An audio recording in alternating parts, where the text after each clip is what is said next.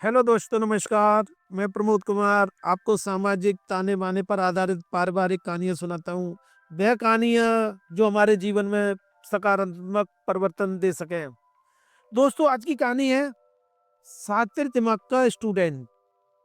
दोस्तों, ये लगभग ये बात 30 साल पुरानी है।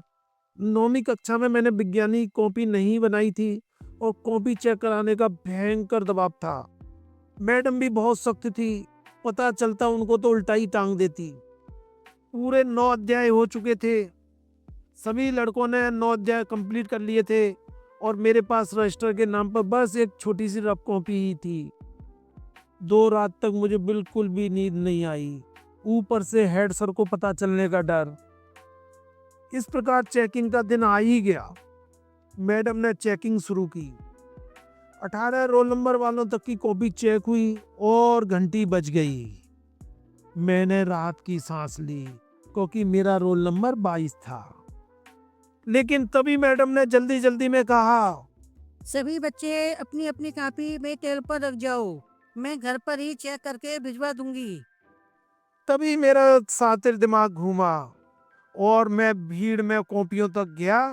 और जैसे अलजेब्रा में मान लेते हैं, ठीक वैसे ही मैंने मान लिया कि कॉपी मैंने आज जमा कर दी।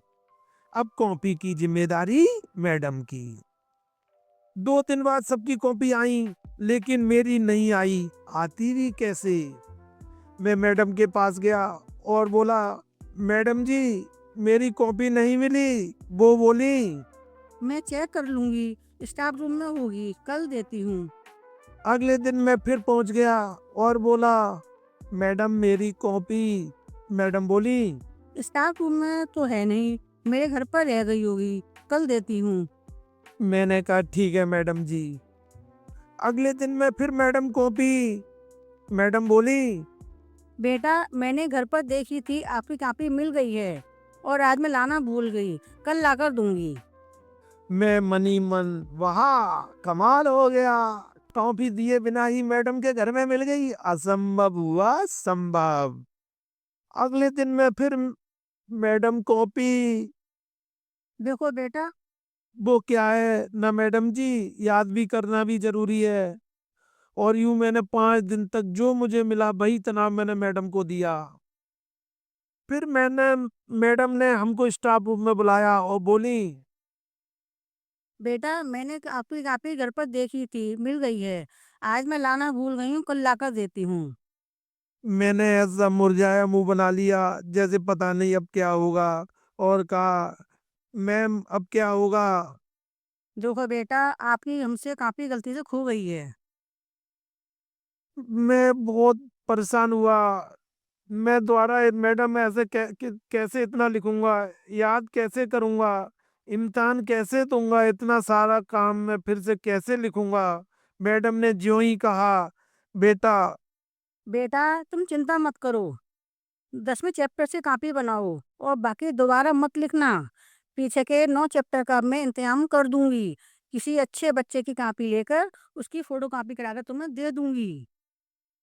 ऐसे लगा जैसे भरी गर्मी में कलेजे पर बर्फ रगड़ दी हो किसी ने। 15 अगस्त के दिन लड्डू की जगह छेने बटे हों।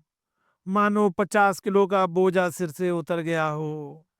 मैडम के सामने तो खुशी जाहिर नहीं कर सकता था, लेकिन मैडम के जाते ही 3 बार घुसा हवा में मारकर यस यस यस बोलकर अपनी टाई ढीली करते हुए आगे बढ़ लिया। अगले दिन मैडम उन चैप्टर की 80 पेज की फोटो स्टेट लेकर आई और मुझे देते हुए बोली, ये लो बेटा, कुछ भी समझ में ना आए तो कभी भी आकर समझ लेना और समय निकाल कर मेरे घर पर भी आकर समझ लेना। उसी दिन मुझे अपनी असली शक्तियों का एहसास हुआ कि अपनी पर आऊं तो मैं कुछ भी कर सकता हूँ। एग्जाम की तैयारी अच्छे से और 100 में से 100 को सोच कर करें। खाने पीने में विशेष ध्यान दें। वाहन धीरे धीरे और चलाते समय सावधानी बरतें। अनिश्चित घटनाएं, अस्वस्थ होने से बचें। दोस्तों, हमारी कहानी कैसे लगी? जय श्री राम।